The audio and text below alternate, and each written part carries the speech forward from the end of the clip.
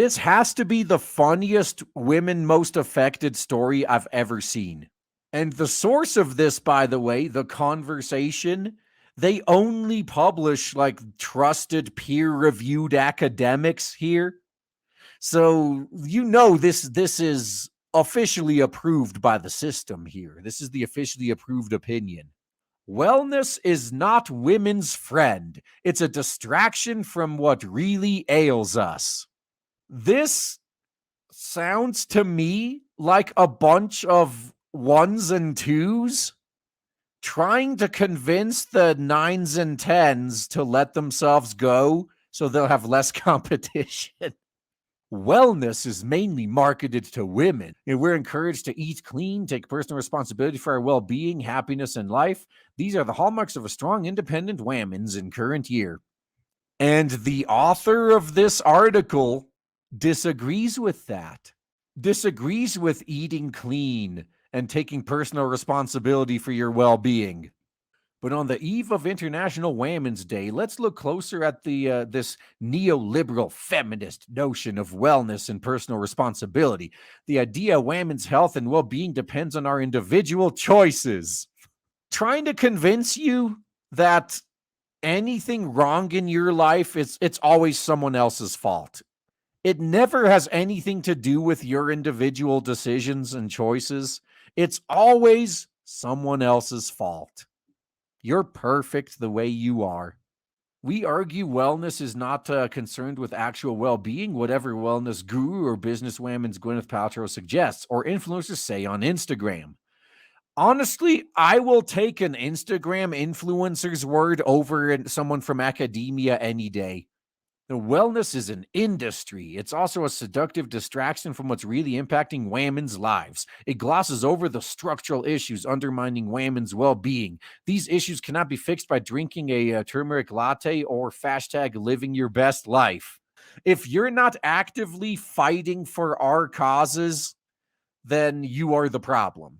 What is wellness? Wellness is an unregulated $4.4 trillion global industry due to reach about $7 trillion by current year plus 3. It promotes self-help, self-care, fitness, nutrition, and spiritual practice. It encourages good choices, intentions, and actions. Now, I will give them credit for this one. There are a lot of scams and con artists in what honestly is an industry these days. And they should be dealt with. They should be called out. But are you really telling me that you're against self-help, self-care, fitness, nutrition, spirituality? Are you against all that? Are you against making good choices, intentions, and actions? Because it sounds like you are. Are you going full-blown misery loves company here? Wellness is alluring because it feels empowering. Women's are left with a sense of control over their lives. It is particularly alluring in times of great uncertainty and limited personal control. These might be during a relationship breakup, when facing financial instability, working or workplace discrimination, or a global pandemic. But wellness is not all it seems. Oh, why not? Yeah, please tell these women who are taking care of themselves why they should stop.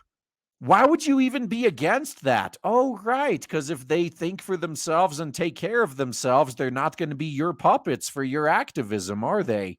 Can't have that. Wellness blames women. Wellness implies that women's are flawed and need to be fixed. So I got news for you. Every single person in existence is flawed and needs to be fixed. You have to constantly be putting conscious effort into improving yourself, or else you will slide backwards and fall apart. But in a way, I'm thankful for articles like this, because even this is a form of natural selection. Because anyone dumb enough to believe this, they deserve everything they get. So it demands women resolve their psychological distress, improve their lives, and bounce back from adversity regardless of personal circumstances. The author of this article is trying really hard to turn actual independent women into perpetual victims. No, you're not supposed to overcome adversity. You're not supposed to find happiness. You're supposed to be a miserable victim that blames everyone and everything else for your situation. So self-responsibility, self-empowerment, and self-optimization underpin how women are expected to think and behave.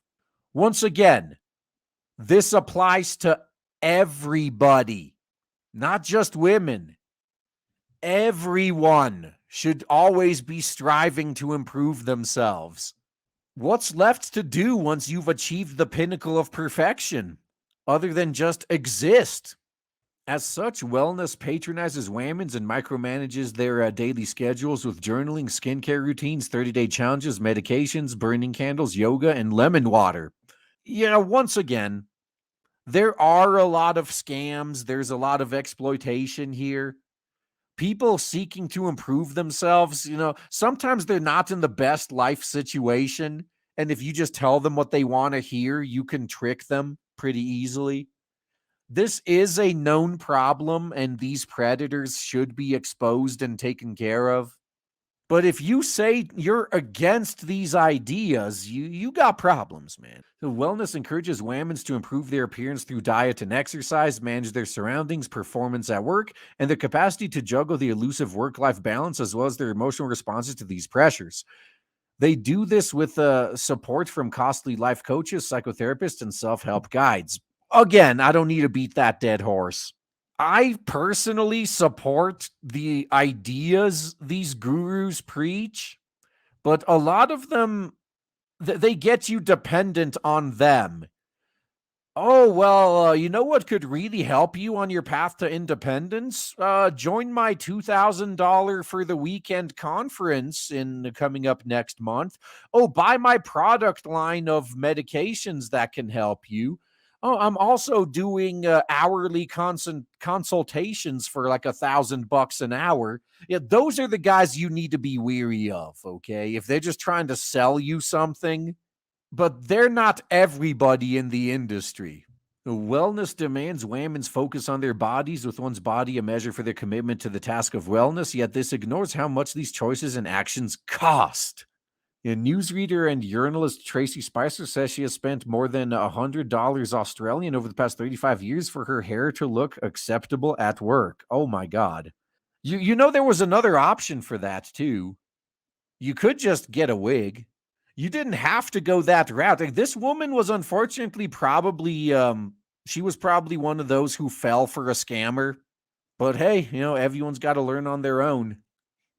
Wellness keeps women's focused on their appearance and keeps them spending. It's also ableist, racist, sexist, ageist, and classist. It's aimed at an ideal of young women's thin, white, middle class, and able-bodied.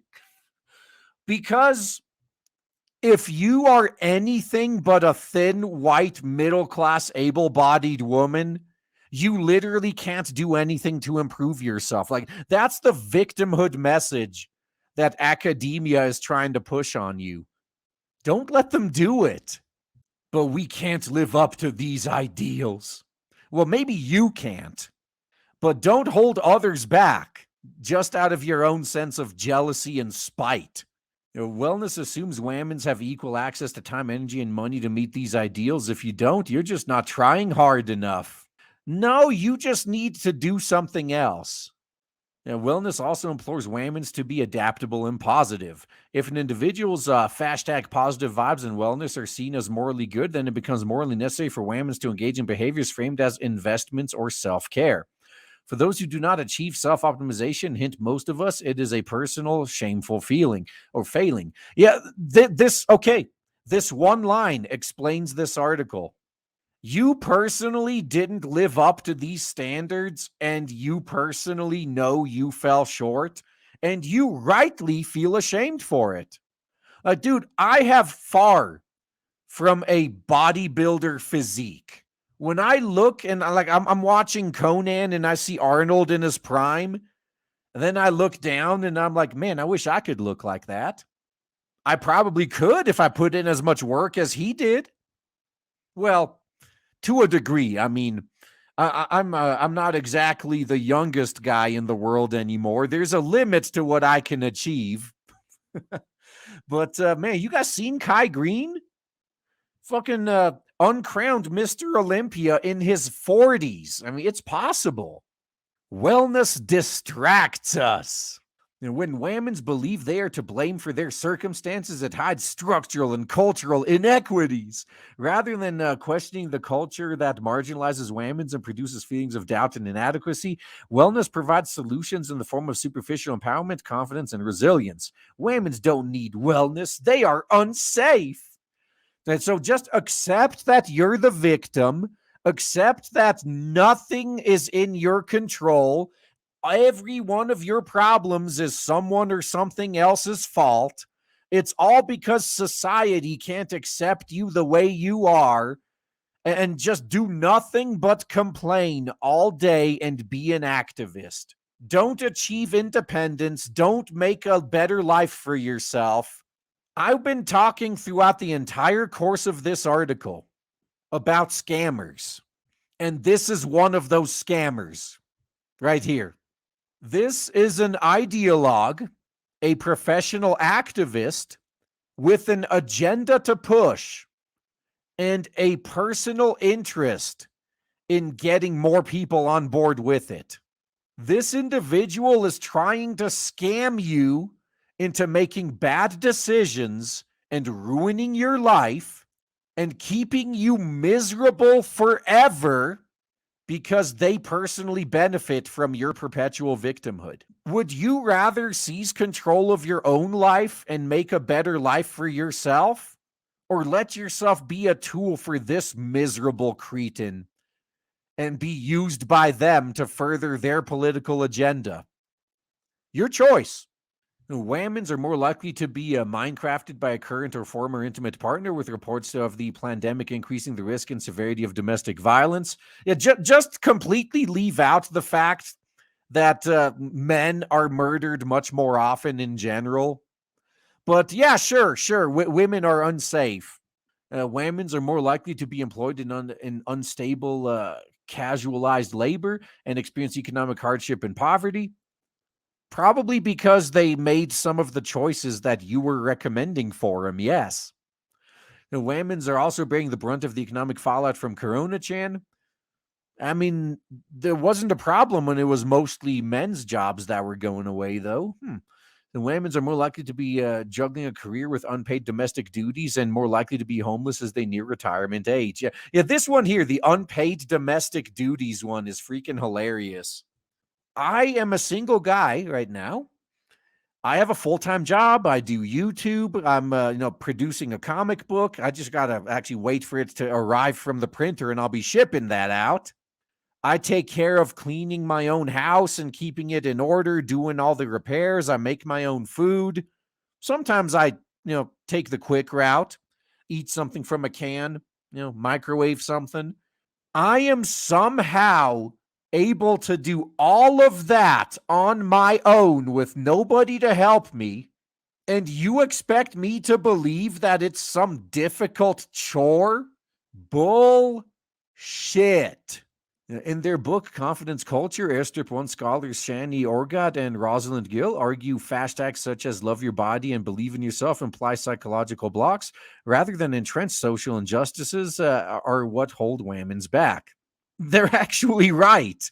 If you keep falling for the trap that, no matter what you do, you're always going to be dragged down because nothing's ever your fault.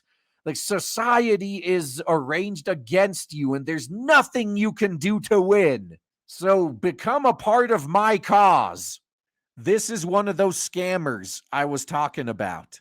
What we should be doing instead.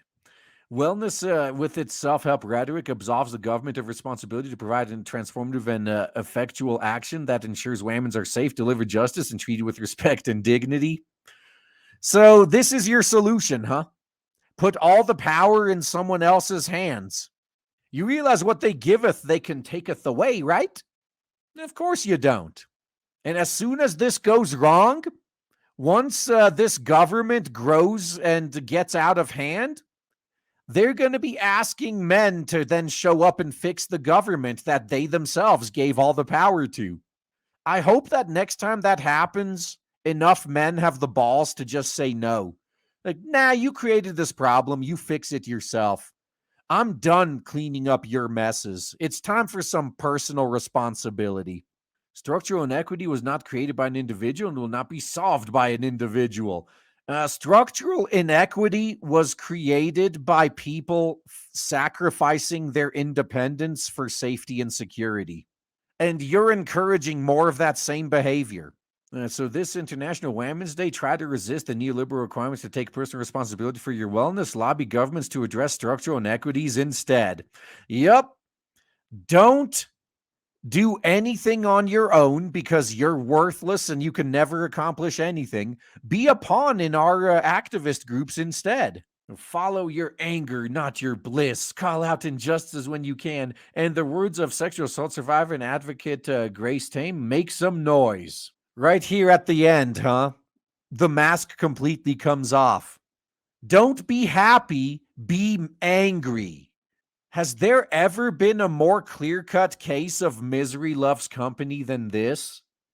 I'm angry, I'm miserable, and I refuse to take personal responsibility for it. It must be somebody else's fault.